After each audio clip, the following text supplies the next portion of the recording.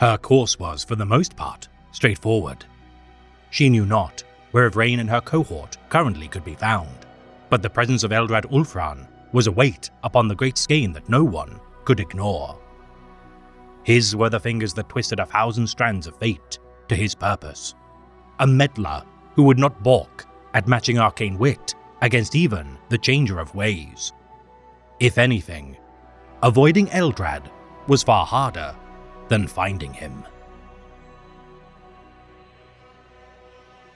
Eldrad Ulfran is a farseer of Craftworld Ulthwé, the mightiest psyker of this enigmatic craftworld, if not the species. The deeds of this legendary seer would regardless invite scorn from his fellow Eldar, having supposedly once been considered a tenuous friend of the Master of Mankind during his rise to power. Aged even during the era of the Great Crusade, for more than a decamillennia, this mysterious soul has roamed the stars, tweaking the skeins of fate from the shadows. The lives of millions, sacrificed for the survival of trillions, as the scale of death and life rests in his hands. Writing the tome known as the Treachery of Vision, pertaining to the origin of life within the galaxy, Ulfran's accounts of the war in heaven, old ones of yore, and perfidy of the Catan is revered by many scholars of the Eldar. Noting his admiration for the text stored within the Black Library guarded by the Harlequin Creed, Eldrad's knowledge of not only the past but the impending future is matched by only a handful of powerful beings strewn throughout the galaxy. Armed with the Staff of Ulfamar, tethered to the hyperspatial link of the Infinity Circuit of Ulthwé, its connection to the collective wellspring of power and knowledge flowing through his former craftworld bolsters his already impressive psychic abilities. Protected by the armor of the Last Runes, warding his spirit from the predations of the Immaterium, his Witchblade sings with each strike, as his incredible might flows through its edge, carving through all but the sturdiest of materials. Capable of telepathic communication, divination through Wraithbone runecasting, and bearing an intellect capable of deciphering the most archaic defenses, the eldritch energies which flow from his fingertips are merely the crudest example of his power. Though capable of quelling internal strife within the ranks of his own people, on rare occasions, the much-beleaguered Eldar regardless spill the blood of their own kin. Such a tragic event, most emblematic during the Era of Tears. Open warfare erupting between Craftworld's Bialtan and Aeon Tai, Phoenix Lords fought on opposing sides as Eldrad attempted to achieve a peace. Such battles of the Undying, or Las Raiken Klamorhi, costly in the extreme, as Ara, father of the striking Scorpions, was often the catalyst for such struggles.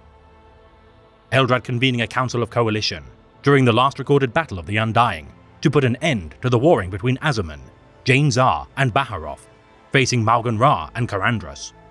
The matriarch of the Howling Banshees would comment that Eldrad was truly an immortal, not too dissimilar to themselves. Attempting to contrive an alliance with the humans during the era of the Great Crusade, Eldrad's choice of the Primarch of the Third Legion, Fulgrim, as the herald of impending doom for the Imperium, proved to be a catastrophic decision. Hosting a banquet to parley with the son of the Emperor upon the maiden world of Tarsus, Eldrad revealed his own actions, having observed his fleet for some time whilst traversing through Eldar territory, refraining from attacking what Fulgrim deemed as beautiful maiden worlds. Already held sway by the forces of chaos due to the greater demon whispering lies from the blade of the Laren, his Phoenix Guard, Lord Commander Eidolon, Lord Commander Vespasian, Captains Julius Caesaron, Marius Virosian, and Solomon Demeter, each galvanizing his stubborn defiance. Failing in his entreaty to turn the Third Legion from the path of damnation, as his warnings of the corruption of War Master Horus Lupercal fell on deaf ears, Eldrad barely escaped the wrath of Fulgrim through a teleportation device. Unwilling to allow the plot of the Xenos Cabal to allow the War Master's victory as a means to snuff out the forces of chaos by allowing it to destroy itself from internal fighting, years of utterly devastating warfare could not be justified in the eyes of the ancient Farseer. Recruiting the renegade wordbearer scout, Barfuza Narek, to aid in his assassination of the Cabal leadership, Eldrad's intervention to spirit the Salamander's Primarch, Vulcan, to aid the defense of the Siege of Terra, ensured the Loyalists' bittersweet victory. Intervening when possible to steer the course of fate to benefit his people, though Eldrad believes that the salvation of the Eldar can only be achieved through alliances with the humans, his efforts harry the Imperium when its subjects oppose his schemes. orchestrating raids upon several Orc worlds to aid the rise of Ghazghkull Mag Uruk Thraka by manipulating the prophet of Gork and Mork to lay siege to the ancestral world of the Greenskins, Ulanor, now known as Armageddon. In doing so, the Craftworlds would be spared its fury.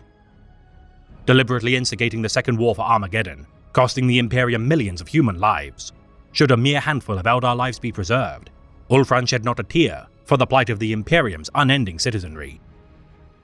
Forewarning the Craftworld of Iyanden of the impending doom of Hive Fleet Kraken, without the forewarning of the Farseer, those few who escaped devastation would surely have perished, causing the extinction of another civilization of the Eldar species. Fighting for months alongside several Phoenix Lords of the Aspect Warriors' creeds to save the Exodite world of Haran from the forces of Chaos. The bloody fighting costing many lives caused the survivors to rename the planet Haran Shamash, the world of blood and tears, in honor of their sacrifice. Abaddon the Despoiler, recognizing the value of Eldrad's wisdom, engineering an attempt on his life upon the world of Andante 4. The assault of the Black Legion via a webway portal led directly to the Craftworld of Ulthwé. Evading death by only a slim margin, as the resultant Jewel of Ulfran incurred a wound to his throat, the War Master retreated from the fray with his life, having bled the Seer Council of Ulthwé at great cost. Joining forces with the Harlequin Mask of Midnight Sorrows in his efforts to bring about the revival of Ennead, the Eldar god of the dead, by harnessing the crystal statues of long-dead Farseers stolen from Craftworld Ulthwé, a chance for the Eldar's salvation would be decided. Combining their essence of his crystalline compatriots with the psychoactive sands of the moon of Coheria, a psychic flare would awaken the Whispering God, if not for the intervention of the Chamber Militant of the Ordo Xenos, the Death Watch. Led by their watch captain, Artemis of the Mortifactors chapter, Eldrad's ritual to bring forth the Whispering God would be thwarted by the ignorance of the Imperium. And yet, Ennead stirred from its dormancy. Paving the way for the Night of Revelations, where upon the sands of Comora's arenas, two champions of the witch cults fought. Grand Succubus Lelith Hesperax dueled the Bialtan exile, Amharok, cutting the artery which pumped blood to her heart. Slain by a final strike by a priestess of Moray Heg, the so-called Daughter of Shades was reborn through the power of Ennead and stood resurrected as the being now known as Yvraine. Proclaiming himself as the self-styled Herald of Ennead, as he ventured to meet with the ascendant disciple of the Whisper, Eldrad, now exiled from his Craftworld for his actions on Coheria, pledged to aid the Inari in their efforts to locate the 5 Crone Swords of Moray Heg. Revivified of purpose, with the establishment of the Inari under the leadership of the emissary of the Whispering God, Yvraine, Eldrad pledges to aid their endeavors in awakening their patron to its full potential. Advising the Reborn to aid in the Imperium's efforts to bring the fight to the forces of Chaos, Eldrad divined the location of the artifact, the Hand of Destiny, within the Whispering Tower of Mortarion. Delving into the heart of the Garden of Nurgle to procure the relic of species predating even that of the Eldari. Their successful mission would allow Eldrad to deliver the relic to Roboute Guilliman in his efforts to aid the beleaguered Imperium. Instrumental in his guidance of the Inari during their expedition to the lost Craftworld of Zaisufra, his crystalline skin showing signs of his impending doom would resolve Eldrad not to surrender until Ennead had achieved ascendance. Delving into the heart of the Falls of Unshed Tears within the heart of the Webway, the greater demon Nakari would attempt to sway Eldrad's investigation of a means to decipher the true location of the Crone Sword, following Yvraine's failed expedition to the tomb of Eldernesh. Drinking deep from the vision waters which flowed as he staved off the attacks of the Keeper of Secrets, Eldrad foresaw the Webway aflame as Ennead achieved apotheosis, casting back Nakari as a single rune, the Cosmic Serpent, escaped from his pouch of Wraithbone. Joining the Inari's venture to the Craftworld of Saimhan, as they sought to combat the impending threat of an awakening Necron tomb world, Agara Mathea, the Reborn sought to open the vault upon its surface, believed to house the final Crone Sword. Finding the tomb world to be coated in a psychic dampening null field, though the Inari would make planfall through conventional means, their connection to the power of the Whisper was severed. Eldrad's incredible psychic might, capable of penetrating the null field, the Farseer pushed his powers to their limit as he collapsed into unconsciousness, following his opening of the vault and a psychic backlash of raw immaterial essence. The Inari dismayed to find the vault containing a direct portal to the realm of chaos. Only thanks to their alliance with the Faerarch, Hazebfoot, was the portal resealed, in no small part thanks to the efforts of Craftworld Saimhan. returning from exile to aid Ulfwë, following the breach of his Craftworld's dome of crystal portents by a horde of demon entities. Alongside the warriors of the Inari, Ulfwë would be saved from the attack, orchestrated by Kairos Fateweaver. Working to assimilate every Eldar soul into the embrace of the Infinity Circuits of each and every Craftworld. Should the Inari gather all 5 Crone Swords of Moray Heg, the Eldari shall be reborn into a species, cleansed of the corrupting influence of Slaanesh, and ready to enact the Rana Dandra, the End of Days.